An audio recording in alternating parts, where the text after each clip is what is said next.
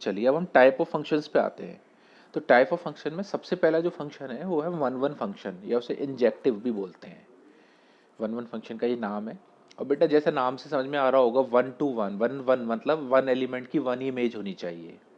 इसका मतलब different element of set A have different image in set B.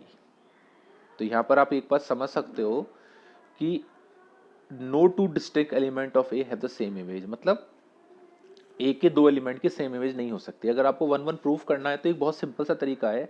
उसने कहा अगर x1 x2 ए के अंदर बिलोंग कर रहे हैं, तो अगर x1 x2 के इक्वल नहीं है तो उनकी इमेज मतलब fx1 fx2 भी इक्वल नहीं होंगे। और अगर fx1 fx2 के इक्वल हैं तो उनकी इमेज भी इक्वल होनी चाहिए। ये कंडीशन हमारे पास वन वन की है। इसी में बच्चों एक और होता है मैनी वन फंक्शंस। इसको आप पढ़ भी सकते हैं और भी, और वैसे सुन लीजिए क्या होगा। This is just opposite to one one function. जैसा हमने वन वन फंक्शन में बोला है कि डिफरेंट इमेज होनी चाहिए डिफरेंट एलिमेंट्स की, उसमें ऐसा नहीं होगा। मैनी वन का मतलब मैनी मैनी टू वन, मतलब ए के बहुत सारे element, at least two element should have the same image in B, so it is many one function. Now we come onto function. इसका एक और नाम है सर्जेक्शन। तो ऑन टू फंक्शन की डेफिनेशन क्या है बेटा? बड़े सिंपल वर्ड में हम समझ सकते हैं ऑन टू में कि every element of B is the f image of some element of A. मतलब बी के सारे एलिमेंट ए के किसी ना किसी एलिमेंट की इमेज होनी चाहिए। इसका मतलब आप ऐसे भी समझ सकते हो कि बी के अंदर कोई भी ऐसा एलिमेंट खाली ना हो जो किसी की इमेज ना हो। इसको हम ऑन टू फंक्शन बोलते हैं। अगर हम इसको उसका उल्टा देखें इनटू फंक्शन, तो उसमें कंडीशन यही है कि at least one element in B which have no pre image in A, मतलब बी के अंदर एक एलिमेंट खाली है जिसकी कोई प्री इमेज नहीं है।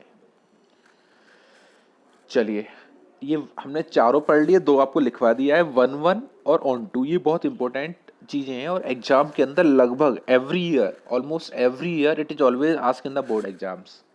तो इसलिए बच्चों इनको ध्यान से देख लेना है थोड़ा।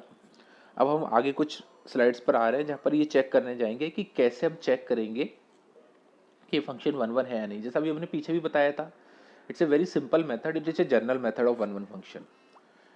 हमने यहाँ पर देखा कि x1 x2 अगर दो एलिमेंट्स हमने लिए हैं ए में, if fx1 equal to fx2, अगर उनकी इमेज इक्वल है तो उनके एलिमेंट्स भी इक्वल होने चाहिए। This is the condition for one one function.